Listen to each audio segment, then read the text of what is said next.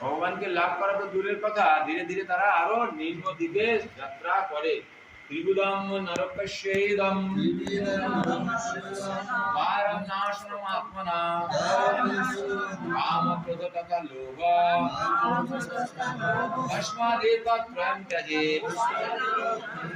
ত্রিগুদম নরকস্যেদম পারম নাশনম আত্মনা কাম ক্রোধ তথা লোভ তস্মাদেতত্ত্বয়ং ত্যজেৎ।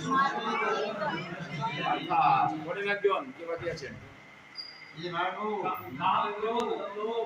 এই তিনটি নরকের দ্বার, অতএব এই তিনটি পরিত্যাগ করবে, কারণ তাদের মাধ্যমে আত্মার অগ্রগতি হয়।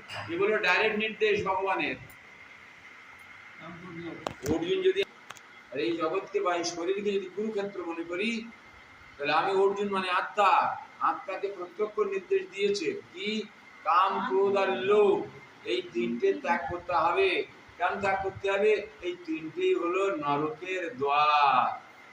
এই তিনটে যদি আমরা ত্যাগ না করতে পারি, তাহলে কিন্তু আমরা জন্ম মৃত্যুর বন্ধন থেকে মুক্ত হতে পারবো না। বারবার নরকে যেতে হবে, বিভিন্ন প্রকারের দেহ লাভ করে এই জগতেই সেই ফল ভোগ করতে হবে। এটা প্রত্যক্ষ নির্দেশ। ত্যাগ করতে হবে, ত্যাগ করা উচিত। হ্যাঁ, তার মানে উনি বলেছেন উচিত, তোমরা বুঝে নাও, করতে পারো তো করো না, অপশন দিয়েছে আমাদের। যেহেতু ভগবান আমার বাবা, তাই পিতৃআজ্ঞা আমার জন্য শিরোধার্য। পিতৃআজ্ঞা পালন করাই আমার দায়িত্ব এবং কর্তব্য পুত্র রূপে। আমাদের মধ্যে যেন কাম ক্রোধ লোভ না থাকে। লোভ ত্যাগ করা সহজ, ক্রোধ অনেকটা কম করা যায়, কিন্তু কামকে ত্যাগ করা এই জগতে খুবই দুষ্কর। এই কামকে ত্যাগ করতে গেলে আমাদের আশ্রয় করতে হবে। আশ্রয় করিয়া ভজে তারে কৃষ্ণ নাই তাজে, বাকি সব মরে অকারণ। তাহলে আশ্রয় কার করব? কলি যুগের আশ্রয় হলো হরিনাম। এই মন হরিনাম করো সার, এ ভব সাগর হবে বালুচর, হাঁটিয়া হইবি পার। এই মন হরিনাম করো সার। তাহলে আশ্রয় কার হবে? হরিনাম। তার ফলে কি হলো? এক তো আশ্রয় হলো, দ্বিতীয় কলিযুগের যুগ ধর্ম পালন হয়ে গেল। তৃতীয় কি? তৃতীয় হলো ভগবতের প্রাপ্তি আমার হাতের মুঠোয়, ভগবানের কাছে নয়। হাতের মুঠোয় কি করে? অপরাধ শূন্য হইয়া লহ কৃষ্ণ নাম, কৃষ্ণ মাতা কৃষ্ণ পিতা কৃষ্ণ ধন শ্যাম। আর কি বলেছেন?